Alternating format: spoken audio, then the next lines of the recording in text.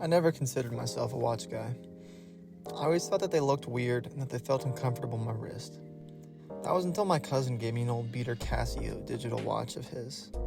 It was nothing special and already had a ton of scratches, but he told me to give it a shot.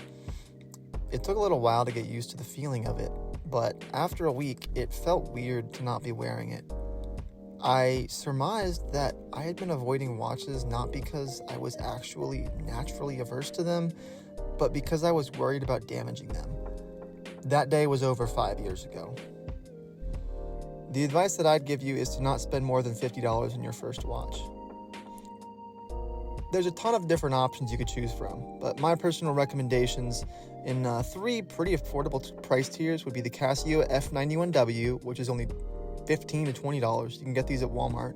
Timex Expedition, you can get those at Walmart too. And /or a Casio Duro, which is a really cult classic dive watch you can get for $50. Maybe a Square G-Shock. It's outside the price range by about $5, but I can't help myself. It's so good. I wore this watch daily for 3 years. That's aside from the point. You don't have to find watches interesting to get use out of one, is what I'm going to try to get at here. I'm going to explain to you why. Just find one that you like, one that you like wearing, one that you think you would actually put on. Right now, I only have 3 watches, with the most expensive one being that $55 Square G-Shock. And that's after over 3 years of wearing it. So, why am I telling you about watches? Well, see, an interesting thing happened to me when I started wearing a watch. I noticed how long it took me to do things, how much time I wasted. I started to know when I was running late and when I was using my time effectively. See, unlike your phone, you can't ignore your watch. It is always in the peripheral of your vision, edging you on to be present in your situation. They also have useful features like stopwatches on timers on some digital watches, or you can get more expensive analog chronographs if that's your thing. Again, getting off topic here, but they just force you to be more aware of yourself and how you use your time throughout the day.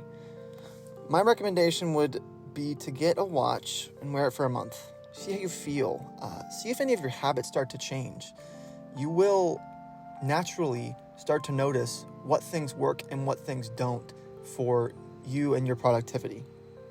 Once this happens, you're ready for stage 2, the notebook. Like the watch, it doesn't have to be anything special. In fact, it really shouldn't, because it's going to get beat up.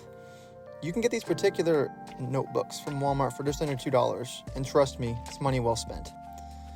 I use my notebook to plan out my day, every day, minute by minute. This can sound daunting at first, but again, this is something that will be habit after a week. Doing this every night before bed was the best thing I could have ever done to assist me in time management. In the beginning, it's easy to try and budget small intervals of time for things in the effort to squeeze as much into one day. A great quote that I heard once was, "You overestimate what you can get done in a day, but underestimate what you can get done in a year." And the notebook makes that really clear. Because when you start to break it down into time intervals, you can't do a lot in the 16 or 18 waking hours that you spend. Preferably 16, because getting 8 hours of sleep is good. But over time, if you have efficient time management, you will get a lot done. What I've learned is to give myself 5 to 10 minutes more for each thing than I think will be enough.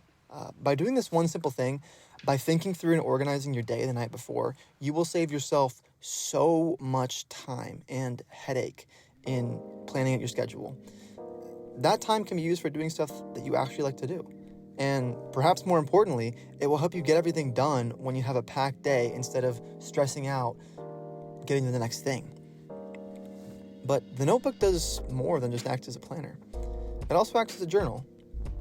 When you have something on your mind, even if it's superficial, you can write about it in your notebook and put your thoughts into words instead of mulling them over, distracting you from other things you have to do. Getting a watch and a notebook isn't going to solve all your problems. I can't promise you that in exactly 1 month you will have a multi-million-dollar company and be the happiest person on earth because of doing these things. What I can tell you is that I use them every day and they alleviated a lot of stress for me, and I hope they can do the same for you. They are little things that are not difficult to incorporate into your day-to-day life, and over time, the habits they build can lead to some very noticeable changes. If you like this video, please subscribe so I can know if I should make more like it. Thanks for watching.